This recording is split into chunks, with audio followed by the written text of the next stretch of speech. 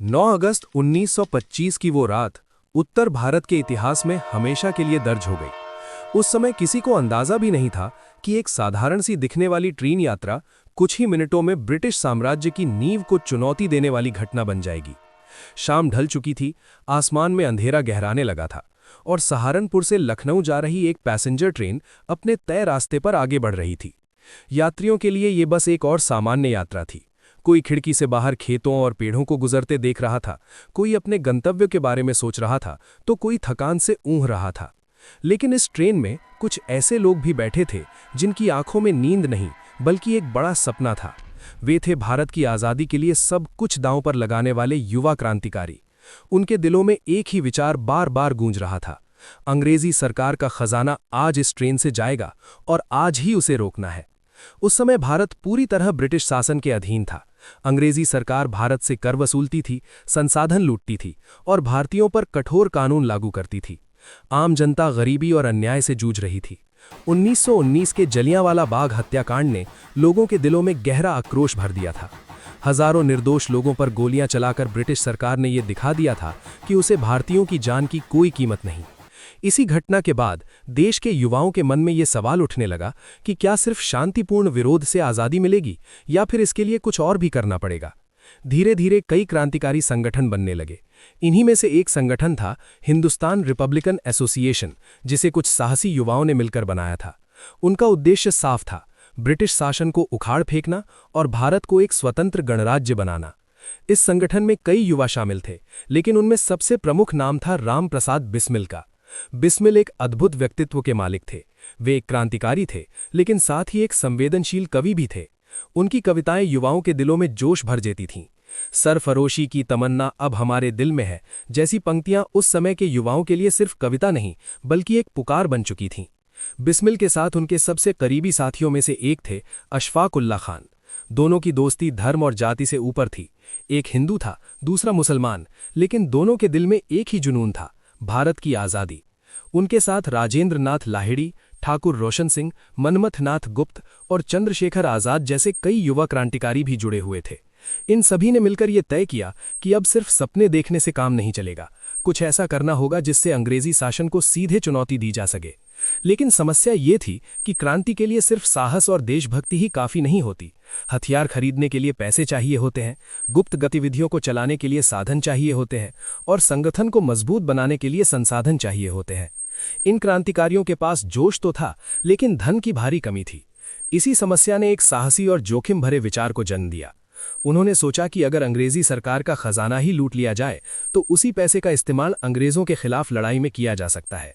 ये विचार सुनने में जितना आसान लगता था, उसे अंजाम देना उतना ही कठिन और खतरनाक था। अगर वे पकड़े गए तो उन्हें सीधे मौत की सजा मिल सकती थी। लेकिन इन युवाओं ने डर को अपने रास्ते की दीवार बनने नहीं दिया। उन्होंने तय किया कि अब समय आ गया है जब अंग्रेजी सरकार को यह दिखाया जाए कि भारत के युवा अब डरने वाले नहीं हैं। कई दिनों तक इस योजना पर काम किया गया। हर छोटी छोटी बात पर विचार हुआ। कौन ट्रेन में सवार होगा, कौन चेन खींचेगा, कौन खजाने के बक्से को नीचे उतारेगा, कौन पहरा देगा और कौन भागने का रास्ता तैयार करेगा। योजना इतनी सावधानी से बनाई गई थी कि अगर सब कुछ ठीक रहा तो पूरी घटना कुछ ही मिनटों में पूरी हो सकती थी। क्रांतिकारियों को जानकारी मिली थी कि शाहजहांपुर से लखनऊ जाने वाली ट्रेन में अक्सर सरकारी खजाना भेजा जाता था। ये पैसा भारत के लोगों से टैक्स के रूप में लिया जाता था और फिर सरकारी खजाने में जमा किया जाता था। क्रांतिकारियों ने तय किया कि यही पैसा वापस लिया जाएगा। आखिरकार 9 अगस्त 1925 का दिन चुना गया। ये वही दिन था जब उनकी योजना को वास्तविकता में बदलना था। उस शाम जब ट्रेन शाहजहांपुर से चली तो कई क्रांतिकारी अलग अलग डिब्बों में सामान्य यात्रियों की तरह बैठ चुके थे। बाहर से सब कुछ सामान्य दिख रहा था, लेकिन भीतर एक तूफान उठने वाला था। ट्रेन धीरे धीरे अंधेरे को चीरती हुई आगे बढ़ रही थी। समय बीत रहा था और क्रांतिकारी अपने तय संकेत का इंतजार कर रहे थे। जैसे जैसे ट्रेन लखनऊ के करीब पहुंच रही थी, सबकी धड़कनें तेज हो रही थीं। आखिरकार वो क्षण आ गया जिसका वे कई दिनों से इंतजार कर रहे थे। जब ट्रेन काकोरी स्टेशन के पास पहुंची, अचानक एक झटका लगा।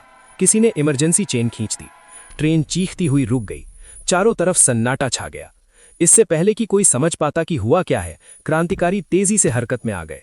उन्होंने गार्ड को काबू में कर लिया और यात्रियों को शांत रहने के लिए कहा। उनका उद्देश्य किसी यात्री को नुकसान पहुंचाना नहीं था। उनकी नज़र सिर्फ उस लोहे के बक्से पर थी जिसमें सरकारी खजाना रखा था। वो बक्सा गार्ड के डिब्बे में रखा था और बहुत भारी और मजबूत था। जब उन्होंने बक्से को खोलने की कोशिश की तो पता चला कि ये काम इतना आसान नहीं होगा। बक्सा बेहद मजबूत था और जल्दी नहीं खुल रहा था। समय तेजी से निकल रहा था और हर सेकंड जोखिम बढ़ता जा रहा था। अगर किसी ने दूर से ये सब देख लिया या कोई दूसरी ट्रेन आ गई तो पूरी योजना विफल हो सकती थी। तभी एक क्रांतिकारी ने हथौड़ा उठाया और पूरी ताकत से बक्से पर वार किया। रात के सन्नाटे में हथौड़े की आवाज गूंज उठी। एक वार, फिर दूसरा, फिर तीसरा। हर चोट के साथ ऐसा लगता था मानो वो सिर्फ लोहे पर नहीं बल्कि ब्रिटिश साम्राज्य के घमंड पर पड़ रही हो। आखिरकार कुछ ही मिनटों बाद बक्सा टूट गया। उसके अंदर चांदी के सिक्के और सरकारी पैसे भरे हुए थे। क्रांतिकारियों ने जल्दी जल्दी पैसे इकट्ठे किए और फिर अंधेरे में गायब हो गए। पूरी घटना कुछ ही मिनटों में खत्म हो चुकी थी, लेकिन उसका असर बहुत दूर तक जाने वाला था। अगले ही दिन जब ये खबर ब्रिटिश प्रशासन तक पहुंची तो हड़कंप मच गया। अंग्रेजों के लिए ये सिर्फ डकैती नहीं बल्कि उनकी सत्ता को सीधी चुनौती थी। तुरंत जांच शुरू की गई। पुलिस और सीआईडी को पूरे उत्तर भारत में क्रांतिकारियों की तलाश का आदेश दिया गया। जगह जगह छापे मारे गए और कई लोगों से पूछताछ की गई। महीनों तक जांच चलती रही। धीरे धीरे पुलिस को कुछ सुराग मिलने लगे। अंततः कई क्रांतिकारी गिरफ्तार कर लिए गए। राम प्रसाद बिस्मिल को भी पकड़ लिया गया। अशफाक उल्लाह खान कुछ समय तक बचते रहे, लेकिन बाद में उन्हें भी गिरफ्तार कर लिया गया। राजेंद्र नाथ लाहिड़ी, ठाकुर रोशन सिंह और पुलिस ने पकड़ लिया। हालांकि चंद्रशेखर आजाद पुलिस के हाथ नहीं आए। वे लगातार अपनी जगह बदलते रहे और अंग्रेजों की पकड़ से दूर रहे। काकोरी केस का मुकदमा शुरू हुआ और लगभग 1.5 साल तक चलता रहा। अदालत में अंग्रेजी सरकार ने इस केस को बहुत गंभीरता से लिया। वे चाहते थे कि इस घटना को ऐसा उदाहरण बनाया जाए जिससे भविष्य में कोई भी अंग्रेजी सत्ता को चुनौती देने की हिम्मत न करे। कई गवाह पेश किए गए, कई सबूत जुटाए गए और क्रांतिकारियों से कड़ी पूछताछ की गई। लेकिन इन युवाओं का साहस अडिग रहा। उन्होंने अपने फैसले पर कभी पछतावा नहीं जताया। उनके लिए ये लड़ाई सिर्फ कानून की नहीं बल्कि स्वतंत्रता की थी। आखिरकार 1927 में अदालत ने फैसला सुनाया। राम प्रसाद बिस्मिल, अशफाक उल्लाह खान, राजेंद्र नाथ लाहिड़ी और ठाकुर रोशन सिंह को फांसी की सजा मिल गई। जब यह खबर पूरे देश में फैली तो लोगों के दिल दहल उठे। लेकिन इन क्रांतिकारियों के चेहरे पर डर नहीं था। वे जानते थे कि उनका बलिदान आने वाली पीढ़ियों को प्रेरणा देगा। 19 दिसंबर 1927 को बिस्मिल और अशफाक उल्लाह खान को फांसी दे दी गई। उनकी शहादत ने पूरे देश में क्रांति की नई आग जगा दी।